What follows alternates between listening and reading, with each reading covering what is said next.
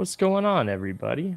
Welcome to our Wednesday annual weekly training with Privy. It's been exciting, Benson. This is already episode Hello. 4, man. I mean, we are flying. Time is flying. I'm having a good time. Oh Um, yeah, we just did the 30-day, we started the 30-day challenge. Do you want to talk about that for a minute?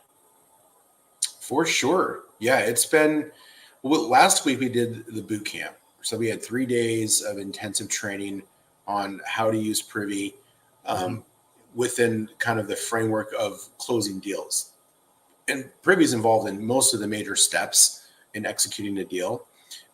Whether it's you're wholesaling, you're doing fix and flip, or you're acquiring rental properties from a short term or an LTR uh, perspective, also like creative deal structures like sub two or seller finance, lease options. It's involved in all those different strategies. Um, but with the training, we basically started off from scratch. Like if you had never done a deal and you didn't even know what market you wanted to start in, we went day one like, okay, here's how you choose a market. Here's how you research that market. Here's how you become a local market expert. And then here's how you take that data to put a strategy in place to consistently find deals over time. And it was a lot of fun. three For days just sure. action packed with information. Love it. Really had a good time. We had a lot of people there, and obviously we recorded it. And everybody that signed up for Privy got that, and we actually did stream one of them live. So on our YouTube channel, there is one of the modules there live. But if you want access to that full training, it's almost 6 hours of training that we did for free. Then you just have to be a Privy user. For sure. And it's been insane. I mean, the feedback we've been getting recently with everything with Privy has been through the roof. Everyone on my Discord's going crazy over it. And then the last couple of days, been able to spend some time with the community and really just get everybody excited, ramped up, and ready to get some deals, more importantly. Because at the end of the day, it's cool to go on here and show the software and show all the stuff that it can do for you. I think that does more than half the struggle for a lot of us. But the next piece to it is that you're learning the fundamentals while you're here. You're learning from Mm-hmm. guys that have done deals in this business that know exactly the ins and outs, the struggles, I guess we'll call it just pros and cons of on market deals. And in this case, today I'm going to spend a lot of time too talking about why we're doing specific things. So it'll be good to go in, make some calls, and show you guys some properties. But I want to talk about why we're doing specific things so you guys can understand. Because if you're going through this and you're still learning, trying to get your first deal, it's important to understand why we're doing specific things rather than just watching and trying to replicate. So today should be a pretty good learning day. As you guys know, this is completely unscripted. I wish that I could tell you that we had all of this planned and figured out and we knew which properties we were going to go look at before we got on here to sound better for you guys, but we don't. I want to show you guys the real nitty gritty stuff, that this is a real software. This is real deals with real people.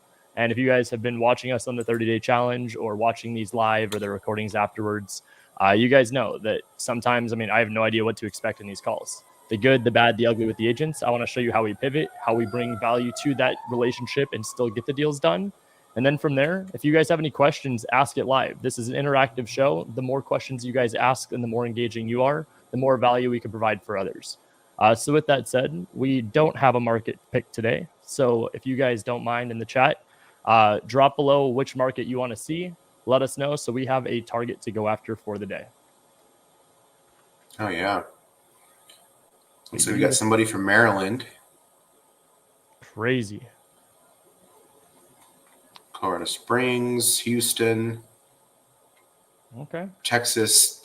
Ramon needs to really dial in his market. He's just like Texas. Like, I mean, There's that's a lot of cities in Texas. literally Everything up. like 5 or 6 major markets there. Be pulled up in the meantime. Mm-hmm. San Antonio, Detroit, Milwaukee. Have you looked at Milwaukee before? I don't believe we have actually. That might be worth looking at. It's one of our newer markets. Okay. I And I always know like a that challenge. we look at Dallas quite a bit. Charlotte. Let's do Milwaukee. Let's do it. What's up, Cayman? Alrighty. Present. Share screen. Privy. Boom. Alrighty. Milwaukee, Wisconsin. just so you guys know too, this is the fun stuff about doing this live with you guys. I have actually never looked in the Milwaukee market. I've been out there speaking at a couple real estate events and whatnot, but I have actually never before looked in this market. So this should be a fun one. We'll see how this goes. First thing we do is we typed up Milwaukee, Wisconsin up in the top. You guys can see all these different categories. The one that I usually go to the most is fix and flip. This is where we can find the people that are willing to buy properties at a distressed situation. They're looking for the uglier the house, the better. So in this case, if we were to click on fix and flip, this is going to show us all properties that have been fixed and flipped by an investor. So from there, I want to click on any of the numbers that are bigger. Benson, have you messed around in Milwaukee at all before I jump too far into this? A little bit. I would actually, so whenever you type in a city, you guys, you can see all those circles are right within the city limits. So there's a checkbox in the filter where you can click include surrounding areas. It's right below the city in the upper left-hand corner. If you click that, it will allow the activity to flow outside of the city boundaries. And sometimes that's really important to do. So just go ahead and click run. For sure. And that's awesome. I've not used that tool yet. I just type in the location and go for it. But that's a huge nugget. It really is, because investor activity knows no boundaries. Like, it overflows into different zip codes, different cities.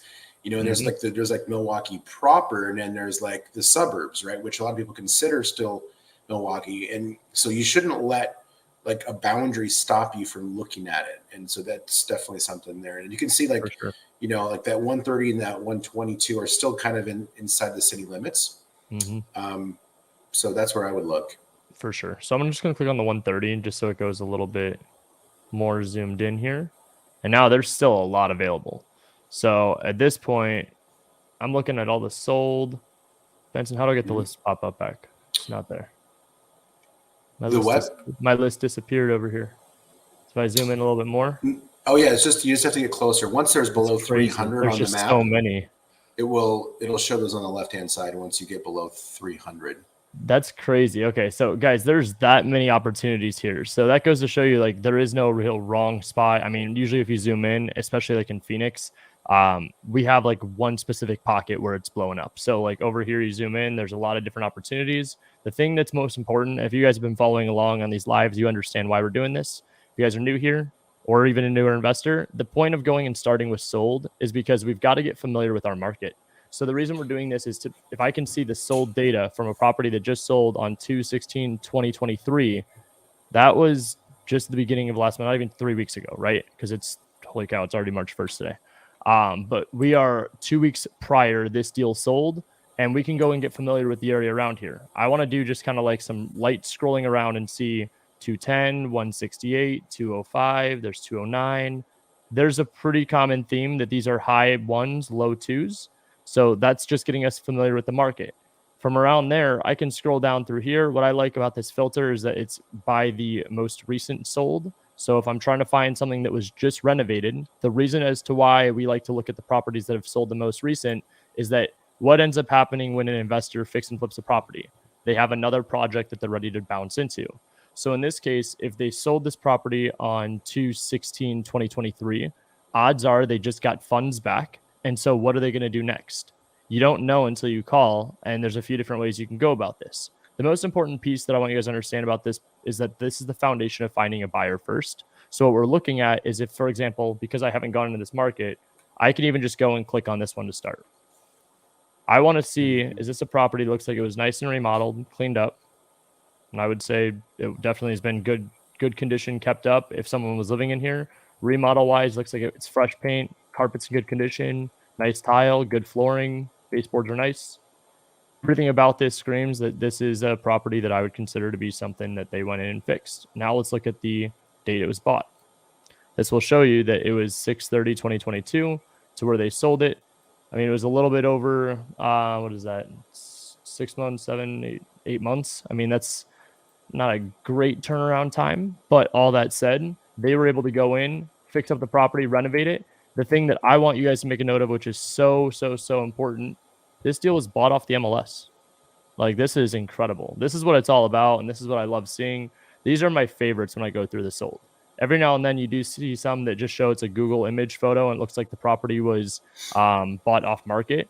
But the point as to why this is valuable that they bought a property on market is that we're able to understand this buyer right here doesn't have a problem buying anything that was listed on the MLS. So now we can look at the data after the fact. I typically don't like looking at photos first, but if I can look at the comparables around here too, just to make sure that we understand, again, we're doing market research. I like seeing there's a 223 right here. This one's active, 205. This area seems to be doing pretty well. Yeah. I think it's a pretty fair assumption. Benson, is there anything that you want to add in there? No, we actually had a question here that I think is relevant. You're talking about, building a buyer's list, and somebody here said that they are doing their market research and they looked at up to 20 properties, and none of the properties they looked at were the same buyers. They were all different. And he said, is that concerning that it isn't the same buyer on multiple properties? And what I would say first off is that you won't usually see the same buyers in the same area all within that time frame, because all those, if you're sorting like we are, we're sorting by close date. So it would be unusual for somebody to come in and have a closing today and then have a closing last week, right? Some companies do that, but no, you don't have to only go after people that are buying multiple properties. That's part of the discovery process with your buyer is, how active they are.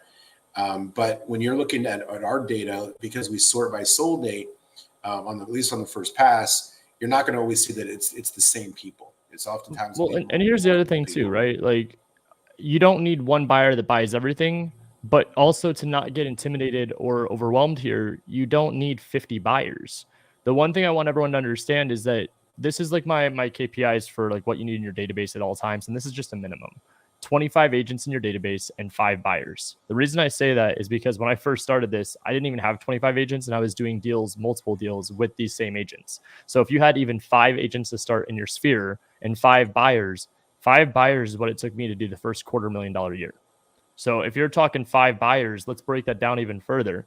1 was buy and hold, 1 was fix and flip. The other 3 were wholesalers that were a mix of all of the above. They were fix and flippers, they were buy and hold investors, but primarily they were wholesalers. So they were all in the field of dispo, meaning that if I didn't have a buyer, I knew that as long as they were familiar with my process, meaning that they weren't going to go and blast out these properties onto a big disposition list, I was comfortable sending it to them knowing they were primarily wholesalers. That comes with building the relationships with your buyers. Because at the end of the day, if you've been watching the last 2 days of the 30-day challenge, what I started off doing was I started with just trying to provide value to the relationship with the agent, regardless if they had the deal active or if they had a buyer relationship. Reason being is that there's a lot of times if they represented, in this case, a sold listing, their investor, if they're not the investor themselves, is going to be looking for another project. So this is where the infamous catchphrase comes in of the hardest part of being the agent is to find a client. Hardest part of being the investor is to find the deal. When we're looking at the sold data first, we are looking at it from the investor perspective first. Reason then is that, okay, if they sold this property, common sense would be, unless they stepped away and said, I'm done buying right now, they're looking for another project, or they already have other projects lined up. So in that case, that's value. You can bring deals to the table, and we're trying to figure out exactly what their buy box is. Once you get their buy box here, you can reverse engineer it with deals that are active to go after and search for those properties, knowing this person being one of your 5 buyers is probably someone that would be interested in purchasing it. Doesn't matter if they bought 20 properties in one neighborhood or if they are the mom and pop shop buyers that buy 1 property every 6 months. And just to be fully transparent, those buyers, the mom and pop shop investors that buy 1 here and there or 1 every few months, they typically pay more than a bigger company that buys multiple properties every month in the same area. So just to kind of challenge that perspective and kind of, again, break it all down so you guys have all the fundamentals. Yep, good stuff. Cool. So we're looking at data. I like to see, this one isn't as important because we're not looking for comparables. I just want to do this as like a rough research because I'm not familiar with Milwaukee. So I look at the photos. It looks like it's a flip. Scroll down. I found out that they bought the deal off the MLS. Now I'm looking at comparables down here, even though this isn't a property we're going after because it's already sold. I just want to see around here, are there still properties that are active? So the first thing that caught my eye on the 223 listed 58 days ago. Now I'm going to try to tell myself it's partially because of the weather. This market probably slows down a little bit during the snow season, but realistically, is this property still nice? I think it is. It's good. Okay, sounds good. But now that means 223.9, they dropped 1,000, and that was about 8 days ago. Or however many days ago, they dropped the price. So we know that this property isn't selling. There's not much going on. Ours was a 4.2, 1653 square feet. Theirs is a 3.2, 1704 square feet. Ours was built in 47. Theirs was built in 48. 5,600 square foot lot, 4,700. So that tells me they're probably overpriced, probably around 225. That's okay. The reason I'm doing all this is just to get familiar with what's going on in the active marketplace, because the first thing that crossed my mind after doing data, 145 and 190, this is a pocket I'm looking at right now as for potential deals. So there's 4 What was active. the percentage of ARV on this one when they acquired it? They acquired this one at 52% of the ARV. From an MLS deal, that's great. That's a pretty smoking deal right now. But so they bought it at 110, they sold it for 210.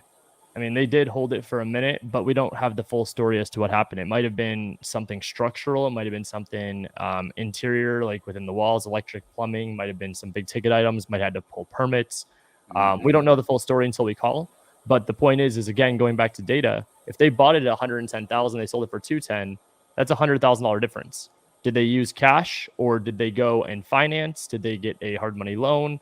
Once we can figure all of that out too in their full story, that'll tell us is if this deal was a nightmare or if they're looking for the next deal afterwards. 52% of ARV on the MLS is smoking hot, though. That is incredible.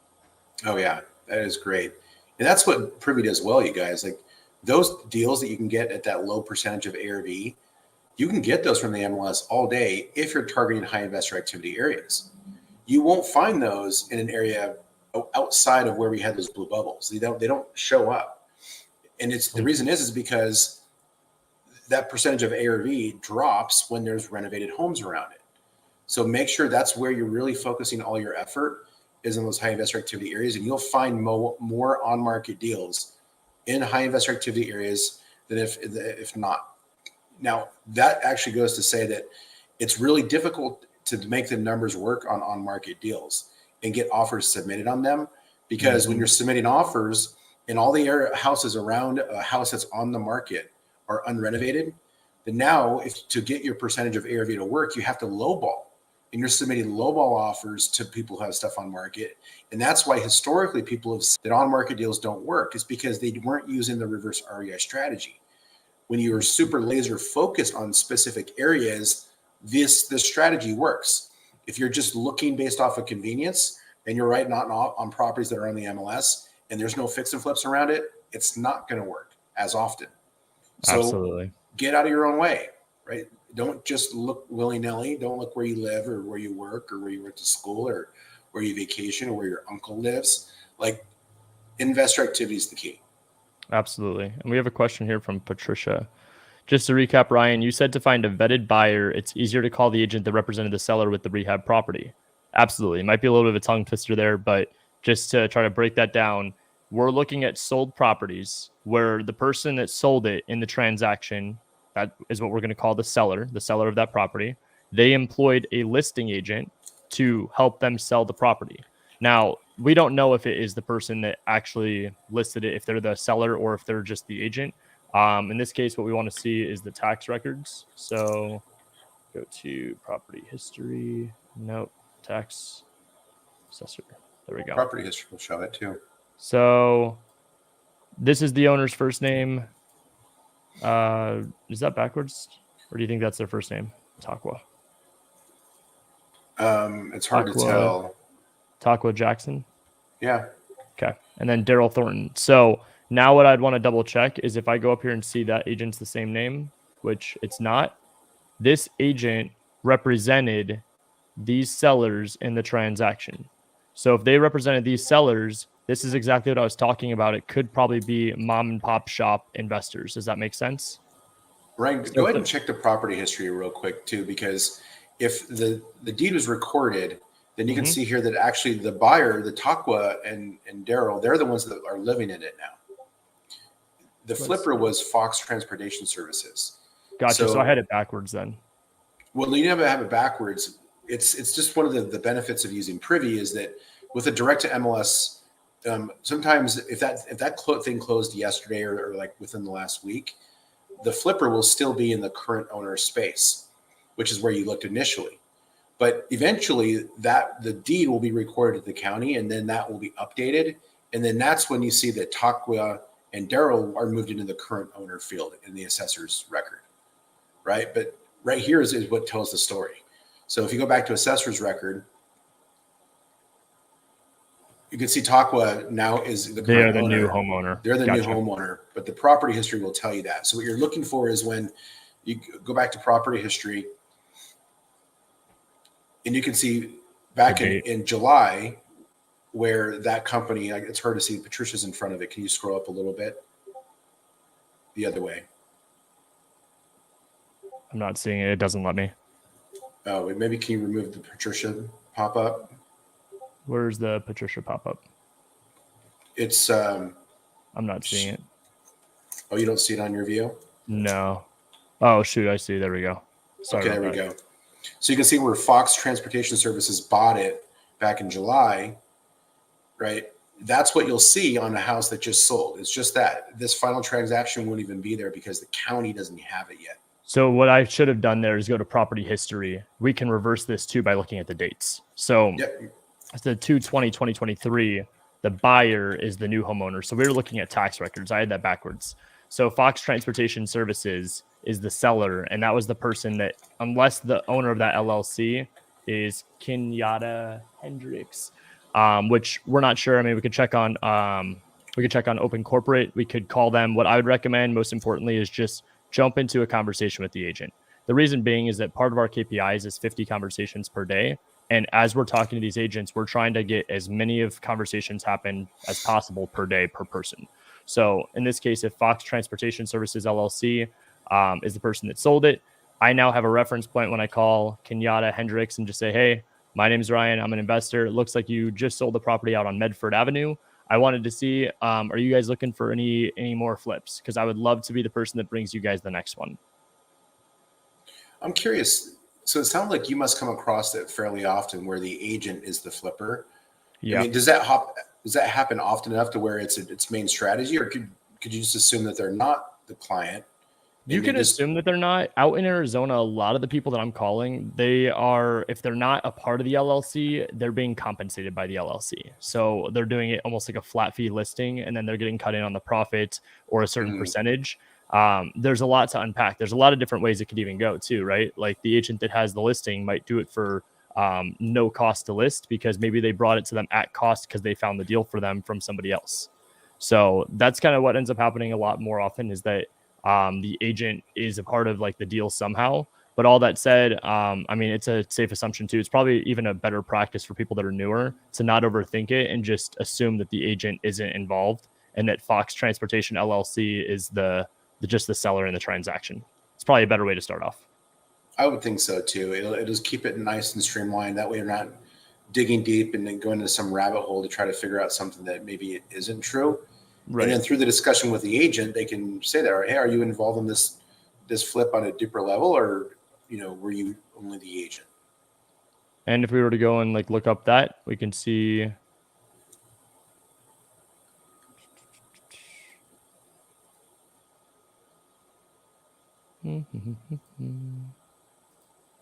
another secret agent. Yeah, this happened yesterday, right? Like it took us a minute to go and find their contact information. And it's okay. Well, don't think that's her.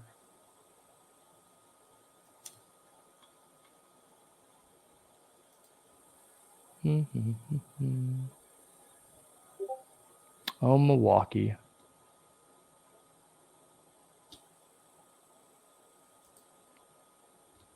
This is also a note too for any of you guys that are licensed.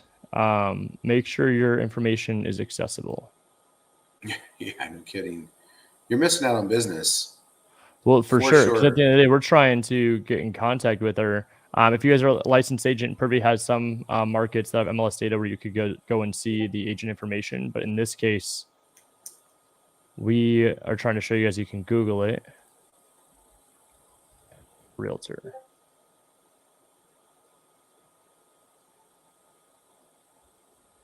Thought I saw it there on Google. So it wasn't in the listing? Let's go back to that. So, I mean, we could scroll down here and do it. But for those that don't have the...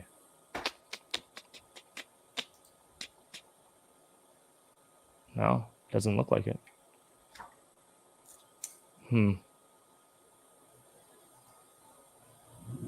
This is tough, Benson. This one's tough. Yeah, sometimes you come across these agents that just don't want to be found. I have a number right here, which it looks like I'm going to try this one. Yeah. But that's just because I want to see if it is based off of just a Hail Mary attempt. If it isn't, no worries. It shows everybody too that just getting on the phone, not being scared of whoever it is, we are trying to. I'm sorry, the person you were trying to reach has a voicemail box that has not been set up yet. Bummer. Kenyatta did not want our business today, guys. It's okay. No.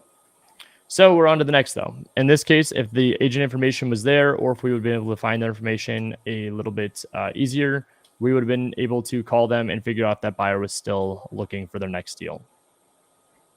Mm-hmm. So now on this one, this is the next one down on the list. It's the same kind of concept. And Benson, is it just in this market, Milwaukee? It doesn't. There it is.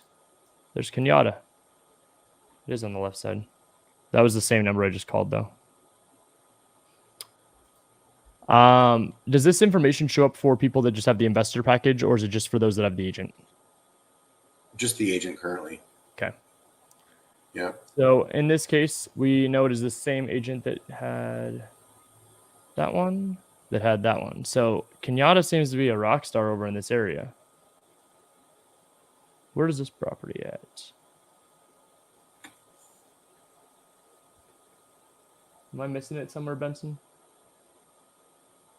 There it is. Zoom in a little bit more. It was out this way. It's all good. We'll just jump into the next property. 2708 North 69th Street. It's another good remodel.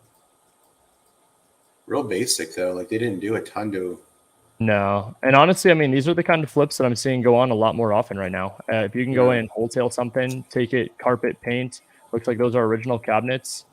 Add a little texture to the walls. Flooring's nothing crazy. Yeah.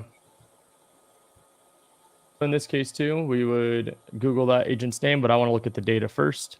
Seeing what's around here, I'm seeing 3s. So, I mean, that's a pretty good sign, too, because obviously if that means that there's property selling above what this one did, it means that there's active inventory around there that is selling. Yep. And look at this again, guys. This is another property that was bought off the MLS. They bought it October 15th, 2021. So they've had this property for a minute. Yep. They bought it for $115. They sold it for $205. They bought it at 56% of the ARV. So what I'm money on the table on this one, man. Like, they should have done that kitchen. I think so. That's exactly where I was going with it. Is that from the sounds of it with these houses around here? I mean, 3.2, 1,700 square feet, 3.2, 1,570, 3-car garage. I mean, they left a good amount. Yeah, this is nothing special. I mean, this is just nicer cabinets. This has a range. Yeah, they could put another 10 or 15,000 in that house and probably triple. Sold it for closer to 3, like at least 275. Yeah, that's insane. Absolutely insane. Okay, but so now, somebody could come in and put a kitchen in there and literally like leave a flip with like another $20,000 or $30,000 in their pocket. For sure. This is one that, again, we don't know situation, right? We don't know until we call. So in this case, like, I want to call them and get on the phone ASAP because I want to figure out, hey, Andrew, what happened with with this? This is now, we got this now, new homeowner. We can go to property history, mortgage history, nothing on there. Yeah, Shane is asking about, would we want to call the flipper and call them direct as a buyer, right? You can definitely do that as well. It's just that agents, they have multiple buyers. You can definitely do both. You definitely want these relationships directly with buyers, but you can talk to agents and they've got contacts with multiple buyers. It's an and or. You don't have to choose one or the other. And I think when Patricia asked that question earlier, She said it was easier. It can be. It just really just depends. And when you call the agent, you build a relationship with them. You won't have a relationship directly with the client themselves, right? Your agent is going to be the relationship. So I would definitely have a strategy of doing both. For sure. And I think that there is no wrong way of doing it. I think the most important thing is what I like about working with the agent is that I think it's one to many. When you call the agent directly, the odds of them having more than one investor client in their pocket are pretty high. So if I call them and say, hey, I think it was Andrew was his name. Hey, Andrew, just want to reach out, introduce myself. It looks like you just sold the property out on 69th Street. First off, it looks great. Tell them about the flip. I see the photos. It looks like they did a nice job. I'm interested in buying some flips in that area too. I was just curious. Do you have buyers that are looking for more deals just like this one? Let's take a look at that. And then I'll answer that question, Patricia, in a minute. Want to make some calls here and show you guys how some of the flow goes. 262-370-7834.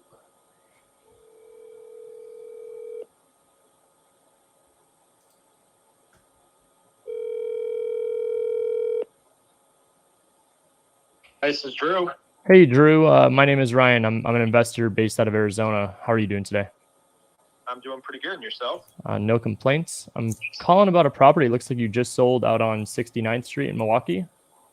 Yes, sir. That one was a beautiful remodel, man. Looks like you guys put some work into it. Looks like got what you guys needed to on the project and just fixed and flipped it. Got done. Are you guys? Did you represent the buyer or the investor in that transaction, or what was your role? Yeah, the seller. Gotcha. And it looks like they probably went in and they did the remodel themselves. Yeah, they flipped it themselves. I helped them buy it and sell it. But Beautiful. Yeah. What can I answer for you? Because I got some other Sure. Yeah. I don't want to waste your time. Sorry about that. Basically, what we're doing is I'm trying to find someone that's interested in some more deals. We're coming across some opportunities out there in that market. Kind of expanding out to the Midwest and just trying to find an agent that has some investors in their back pocket that I could send some opportunities to. Sure. Send them over my way. You got it. Is there anything specific you guys are not looking for? No, you can just send them all. You got it, man. Well, I appreciate that, and I'll go on the hunt. Thanks, Ryan. Thanks. Very direct to the point.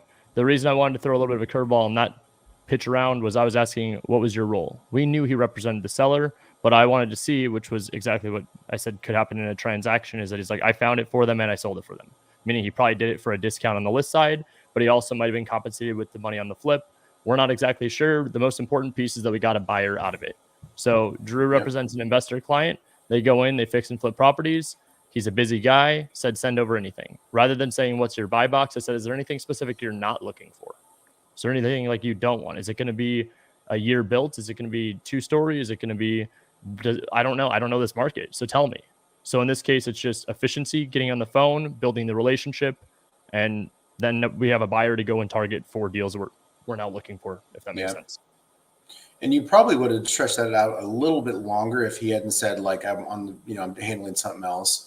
For sure. It felt a little rushed toward the end there, but that was because he was like, I got to go. Yep. And you just want to be like, okay, here's what I'm trying to do. I'm getting off the phone. But if the guy wasn't busy, you might have dragged it on just another couple of minutes, just ask a few more questions, get a little bit of that rapport built so that when you do send them something, they remember you. Right. And so, but that was great. You did exactly what you were supposed to because the guy was busy and he's like, okay, what do you want? And also too, it doesn't always work out like last week's call where we ended up on the phone with the guy for the last 15 minutes. Just we were flowing, right? We had a guy that was, it was an amazing conversation. The dude really just needed that to happen last Wednesday. Whereas this week, this dude is just, and to be honest with you guys, that's actually more my speed. Most of the time when I'm on the phone and I'm not doing live like this, I kind of come across like that.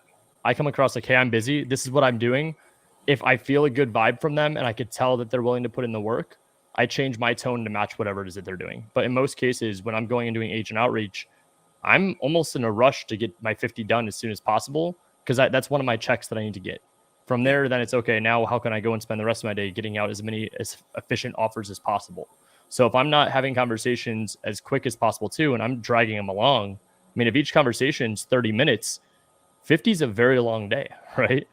So what I'm trying to do is be efficient, be quick. And in this case too, that guy, he's exactly what we're looking for. He represents an investor. The only thing that I want to do now is I want to send him something and get his opinion on it before I were to go and qualify him as an actual buyer. I can qualify him to an extent knowing that he has a buyer that is willing to purchase based off of this property on 69th Street. But until I have their full on buy box, I just have to go trial and error and send him a few different options. There's a couple of really good questions here. Yeah. Well, the first thing is Kenny asked about, if they're a subscriber as a regular investor, how do they find the listing agent? Well, if you want to, you can just Google their name and their office name. That's like the easiest way. Ryan's done it a couple of times. You just highlight it, just click search Google, and it will, give us the best information that the internet has available. We were looking at CRMLS during, was it yesterday or the day before? Mm-hmm. And they don't allow us to show the agent. So then at that point, you're going to Google the address, you're going to find the agent, and then you're going to Google the agent. But this one is just one step. Just highlight the agent, click search, and it will search it. Really straightforward. The other question is, this is a really good one from our Maryland gentleman.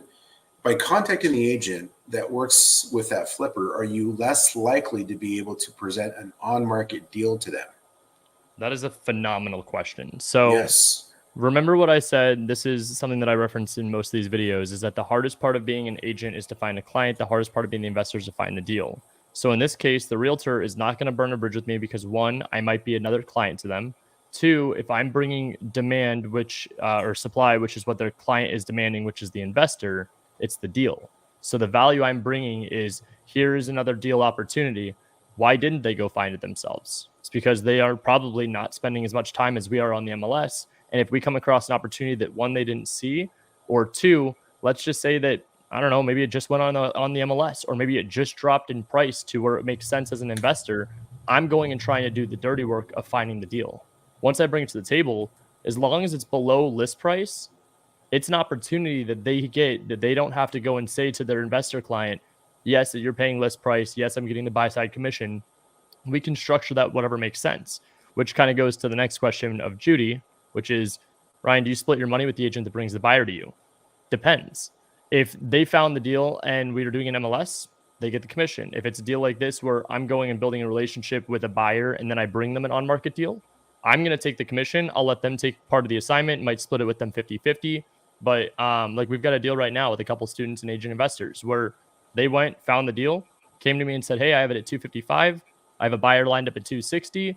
That buyer ended up going and saying, we could actually get it assigned out from us at 264. There's a $9,000 assignment. They're splitting down the middle, 4,500 and 4,500, and we're taking the commission. So we're going to walk away with like 2.5% of 255. So me as the agent, I'm getting compensated. Him as the investor, he's getting compensated, splitting with the buyer. It's a little bit of different variables, but similar situation. What you want to do is just make sure you're being fair and you're putting whatever it is. I always call this like an ego, but just if you're going to make $10,000 and they bring a buyer, if it's on market and you had to get it by the other agent, the listing agent representing you in the transaction too, just split your assignment fee down the middle 50-50. You take 5, the agent takes 5, everybody wins. Yeah. So there's a lot of people ask, and this question that you're asking, Maryland, is that, are they less likely to do it? Because kind of the same mentality that a lot of people think, like, well, why would they want to do that deal with you if they could have just gotten it themselves? Mm-hmm. Right? It's the same thing that people think about buyers. Well, why would the buyer want to work with you if they could have just gotten it themselves? The key and words that we're keying on here is could have. If you've got it under contract, then that means the agent didn't do their job. Right? For sure. And as much as you guys think that buyers are out there scouring, searching for deals every single day, banging their head against the wall, they've got bigger fish to fry. They're not out there searching like you are. That's what your specialty is. That's what you're training on doing here, is becoming an acquisition specialist in finding these opportunities. Same thing with agents.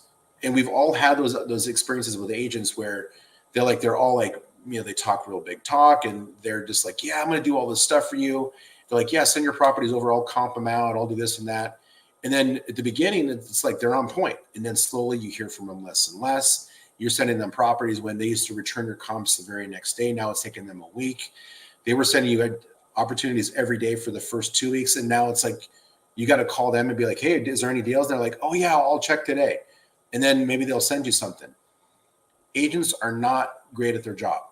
They're just not. And this is why it's that 80-20 rule where 80% of the agents just are making very, very little money because they're not really doing the things they're supposed to be doing. So agents are not as proactive, even though they got the MLS, they're not as proactive as searching the MLS for deals as you are. So you go in and researching the market, making sure you're targeting high investor activity areas, knowing what a deal looks like, and then taking action as soon as something pops up. You're doing 90% more than all the other buyers and all the other agents that are out there who say they're working and looking for deals. They're just not doing it. And so if they want that deal, they have to get it from you. Absolutely. And these comments are flooding in today. You guys have got some great ones. Patricia, I know I said reference your question. When you put a 5K non-refundable EMD, please explain what about when you're starting don't have the capital. You can find end buyers that are willing to put it up for you. You could find other wholesalers that are willing to put it up for you and take a piece of the deal. EMD shouldn't be something that you let be a limiting belief from stopping you from going and taking action, because I promise you, when you get a deal under contract and you have a buyer lined up, you will figure out EMD very quickly. If you can't, send me a text, send me a DM on Instagram, and we will help you out. Very cool. Bonnie's like, my MLS doesn't have a patent pending deal search like Privy. It's true. Yeah. Right? Bonnie is an agent and she has the MLS. I'm an agent. I've got the MLS. The Privy was actually born out of the problem is that us as agents were searching for deals for our clients and for ourselves. So if you think that agents are out there just having all the answers and having like a perfected process, they don't, you guys. They need you. Absolutely. And Michelle, I'm not a broker. I do my agent part through a brokerage that I hang my license. It is over at Real Broker. We're actually bringing a bunch of agents on nationwide. So if you are interested in joining us over at our brokerage, we do training and support calls once a week.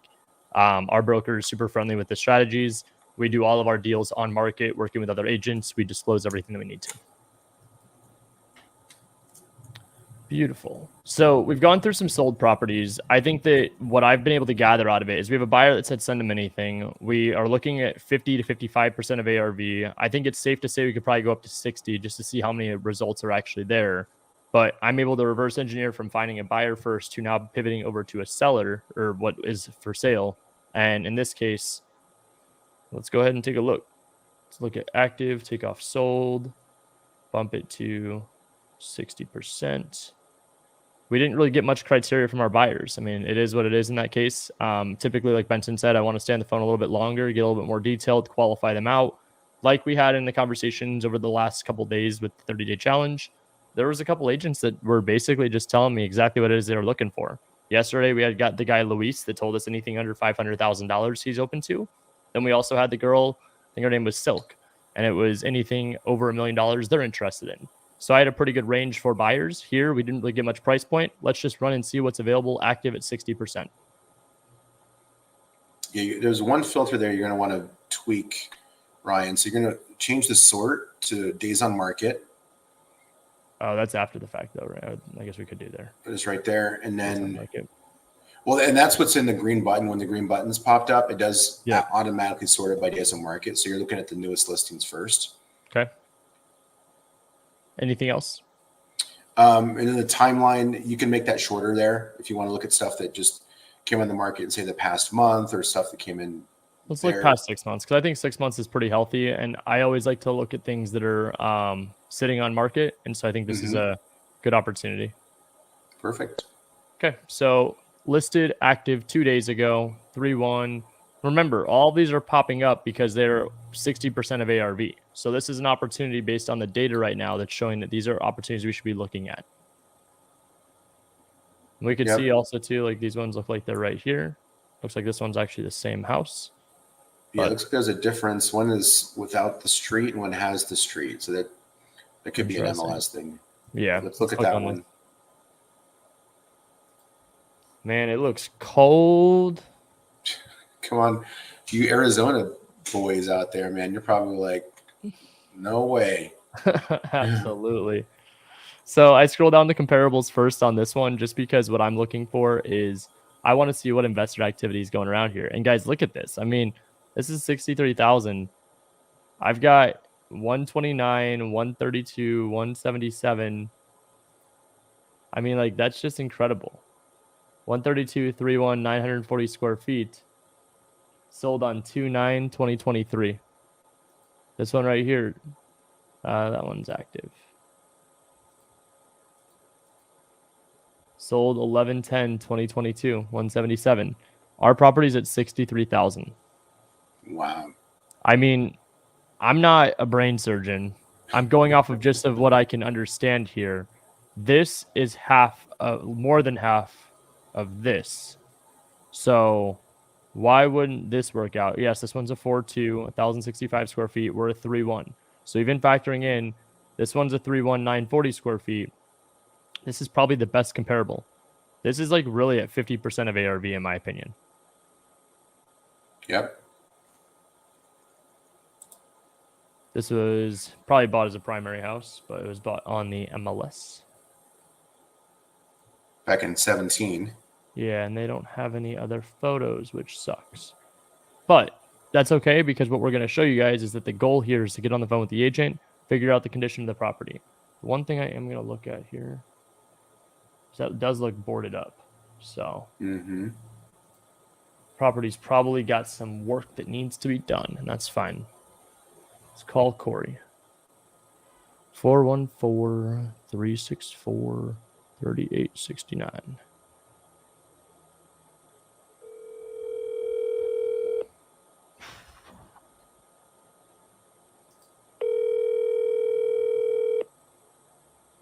Ooh. Well, Frederick, put a shirt on, man. Thank you for calling Corey. Please leave a message, and I'll get back Corey. to you as soon as possible. Thank you. Bye. Hey, what's up, Corey? My name is Ryan. I'm an investor based out of Arizona, calling about a property that you've got listed on 37th Street. I'm interested in purchasing it myself. Just had a few questions about the property. Give me a shout back when you get a chance. 480-61. And there we go. Muted the mic there for the last few digits. Sorry, guys. But basically just wanted to introduce myself. Hey, my name is Ryan. I'm an investor based out of Arizona, calling about a property you've got listed on 37th Street. I'm interested in purchasing this myself. I just had a few questions. Give me a call back.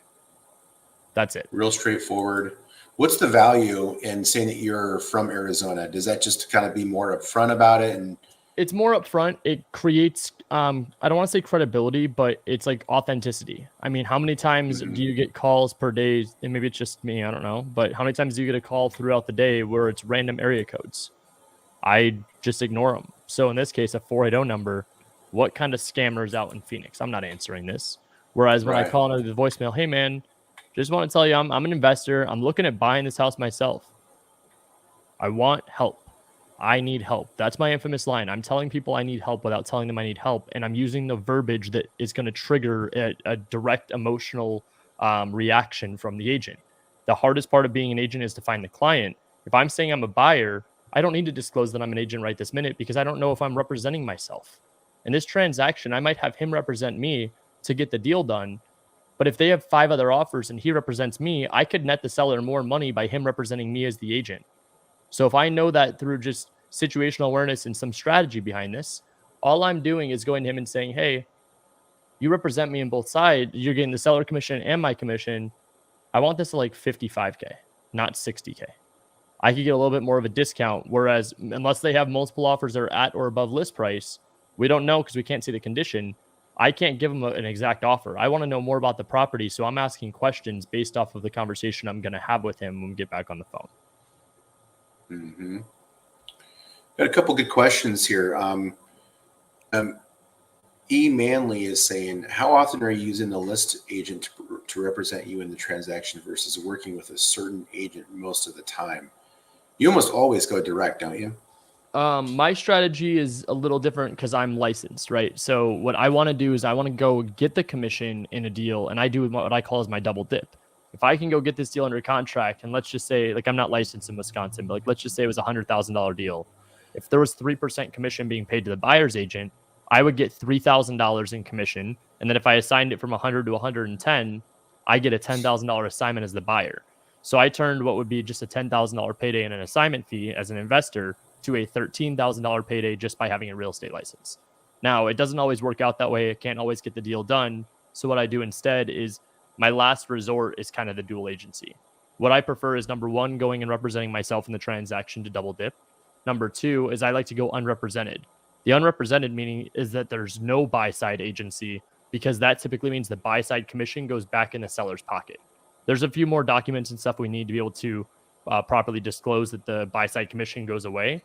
But the last resort is a dual agency. And this is one that's really kind of like emphasized for people to go do. I don't know if I had like a pretty bold take. It was a while ago where I was like, I think it's kind of the lazy way. I think it is to an extent, but I think that it's a last resort that you have to ask them as if it one is even an option, because a lot of times the agents, the seller, or their brokerage doesn't allow a dual agency. But the last resort is that I know the agent will fight harder for me because there's other people involved. If there's no one else involved and the properties I'm looking at are 90 plus days on market, I'll take my commission, especially if it's like a price point in Arizona where it's like 500K. 500K, 3% commission is $15,000 in commission.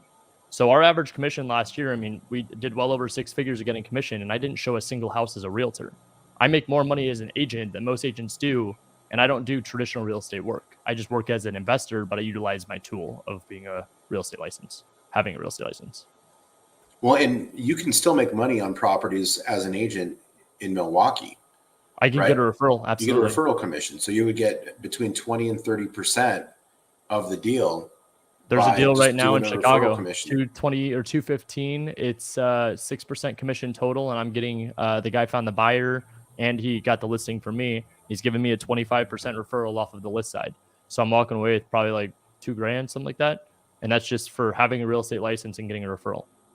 Yeah, you can absolutely do that as agents. You guys, he's talking about as an agent. So if you're not an agent, then there's 2 basic strategies. You can either have the listing agent do the dual agency, and then you're not getting any commission, right? But at that point, you're saying that listing agent can get both commissions. So they're going to get the full 6%, and that they can then at that point not represent you, but they can be the transaction broker. They're going to facilitate the transaction, move it to closing. For sure. My strategy, and again, this is just another angle, is that I want an agent who represents me in the transaction. So I don't think that there's enough benefit in going directly to the listing agent, because for me to win that bid anyway, I'm going to have them the better offer of the bunch anyway. They're not going to accept my offer if it's $10,000 less than everybody else, because they can make another 3% on that deal. That would be a violation of their fiduciary responsibility to their client to take an offer from me when they get better offers from someplace else. So I already have to have a competitive offer to even be in the mix. So if I already have to have a competitive offer, well, then why not have my own agent there who represents me, my best interest? She can go and look at the property for me. She can walk the house. She can take additional photos. She can now make sure that contract I'm looking at, which most of you probably are newer, and especially if you're in another market, like you're not going to know the ins and outs of a 20-page contract in Milwaukee. And there are things in there that will trip you up. So I would prefer that there's an agent there who can make sure that contract is buttoned up, that has my earnest money protected so I don't lose that for some reason, is going to go walk the property for me, take additional photos, and help me build out my marketing piece. So when I go and get that under contract and start marketing that to my buyers list, I can show them the additional photos, and I can take the comments from my agent and who says, oh yeah, like it needs a new electrical box. Looks like there's a little settling in the back right of the house. There's some encroachment from the neighbor. Like all those things, the listing agent's not going to do for you. Only your own agent would. So you have to balance what you want. Do you want an agent who represents you in your best interest that you don't pay for? The seller still pays for it. Or do you want to go directly to the listing agent and try your hand at, oh, well, they're going to pick my offer because they can make more commission, and I'm going to, do something sneaky on my seller kind of thing. For sure. And honestly, that's where what I like when we're in a market like this is I like the buyer's agent of the one that we had, the ones like answer phone, even the guy like Drew. I feel like I like those ones because they work with investors too, so they can shoot straight. Now, what you want to do is when you're having people do paperwork and stuff, you want to make sure they're obviously familiar with the traditional side of things. They're not just investment. But the point of all of this is that there's a lot of different ways you can go and skin the cat, right? It's all about relationships. That's what it comes down to, is how much value can you provide, and how many relationships can you build efficiently. That's it. That's this entire strategy here. So with that said, I mean, we have a bunch of questions. We could probably even take the last 5 minutes here and just let's look at more questions. Sue is asking, does the percentage of ARV in Privy's algorithm include rehab costs, or do we need to subtract that calculating out? So the percentage of ARV, whether it's Privy or not, it never takes in costs. That number, percentage of ARV, is always a gross number. Whether you're looking at it on our platform or another platform, or you're just doing your own numbers, it's always going to be gross. So it's just the acquisition cost compared to the after repair value. That's all it says. Absolutely. Now, and even in that case, when we were running our numbers and we saw that people were buying at 60%, if they're buying at 60%, you don't have to take construction costs out of it. Their construction costs are in the percentage of ARV that they're buying it at. So if they bought it, let's say it's a $200,000 house, and they said, oh, we'll buy it at 60% of the ARV. Well, that means they'll buy it for 120,000 or lower. So if you can get it for 120,000, well, let's say 115,000. Well, there's a range there of about $5,000 that you can use for your assignment fee, because they'll buy it at 120. You don't have to factor in any costs, because their costs go on top of that 120, whatever it is they're going to spend. Absolutely. Great question. Guys, if you are in Milwaukee, put in the group or in the chat here, whatever platform you're on. I'm seeing a bunch of comments coming in from people saying they're in Milwaukee. You guys can all collaborate, work together, find these agents that we called today, and reach out, introduce yourselves. There's plenty of opportunity. Patricia asked, Ryan, does your mentorship, the basic, teach me this? Absolutely. And what I would even encourage too is, if you're interested in inside agent investors, reach out to us, schedule a call with the team. We can get you a discount with the code Privy. But we will be more than happy to chat with you about everything that the program has to offer and which program fits best what you're looking for. Yep. And if you're not a Privy user yet, then definitely get signed up. We started the 30-day challenge on Monday. And so over the next 28 days, we're going to be doing a bunch more training like this, but all exclusive to the 30-day challenge participants. You have to have a Privy account to do that. You could be on the monthly account, just paying $95 or $97 a month. We got some specials and stuff right now. There's links in the description of this event where you can go and you can sign up for the account. But get in there, you guys. We're going to be having a lot of fun. We're going to be doing more training. We're going to be giving away prizes. So for the 30-day challenge itself, we're gamifying and making this whole process fun by giving you a whole point structure. And we've got a leaderboard. We're giving people writing an offer 1 point. If you get a property under contract, you get 20 points. If you close a deal, you get 100 points. So we're keeping track of that leaderboard over the next 30 days. And we're going to give away a $500 cash prize to the winner. We're giving away one of Ryan's, what's it called? It's my base course. Yeah, we're giving away a base course and a free ticket to our mastermind coming up in May. It's gonna be exciting stuff, man. Yeah, so Ryan was gracious enough to donate that to the challenge, and then we've got some free months of Privy and T-shirts, and it's just a big and fun community thing that we're doing over the next 30 days. So make sure you register. If you're already a Privy user, make sure you register for that. We've sent out many emails about it. We'll have more for you guys down the road. Absolutely. And we'll throw one last question in here. This is a good one. When do you disclose you're an agent when cold calling in a state you don't have or that you're not licensed? So if I'm cold calling in a state I don't have my license, or if it's a state where I do have my license, there's no difference, right? What I'm looking for is a deal, and I may not be acting as an agent in the transaction. So until there's something in writing, I do not need to disclose this. I've had some fun conversations with the Department of Real Estate, making sure I'm covering all my bases here. And what I need is the minute there's anything in writing, from it being an LOI to a purchase contract, or even my terms as a request, at that point is when I have to disclose that I'm an agent. Now, with that said, what I like to do is I like to set that expectation up front when I have my first initial conversation with them over the phone. Voicemail, text message, anything along those lines, absolutely not. What I'm looking for is, if I'm having a conversation with the agent on the phone, telling them about what I'm looking for, hey, by the way, I'm licensed, but I don't need to use my license. I'm okay with you representing me in the transaction. I just need to put in there the disclosure that I am licensed. That's it. So great question. Rachel asked one more on this. Hi, I was trying to listen to the information from yesterday because I had to leave for an in-person meetup. Where are the lives posted from these trainings? If you're talking about these trainings, they're on YouTube. If you're talking about the Privy trainings, Benson, are those inside the once you're signed up with Privy, or where are those at? Yeah, those will be in the learning center. So day 1 is posted in there. The full 3-day boot camp is posted in the learning center. And then the training from last night will be posted today, Rachel. So Perfect. it'll be there for you. Perfect. And then if you guys were interested in some more information with agent investors, make sure to take a look at our website, agentinvestors.com. You guys can schedule a call. We can use the code Privy to get you guys a discount. See if we are the right fit for helping you guys out. We are growing very, very quickly, and we are implementing a lot of stuff within the strategy of working with agents and on-market deals, and Privy is part of our backbone. So if you guys are trying to level up and learn the skill set as to what I do and what I teach, that's the place to do so. Schedule a call with us today on that website. Aside from that, Benson, I appreciate you being here. It's going to be a crazy ride to see the next 30 days and everything that's going on with this challenge, and I look forward to seeing everyone's success. Awesome. Thanks so much. Appreciate everybody being here. Have a great day. See you guys. Bye.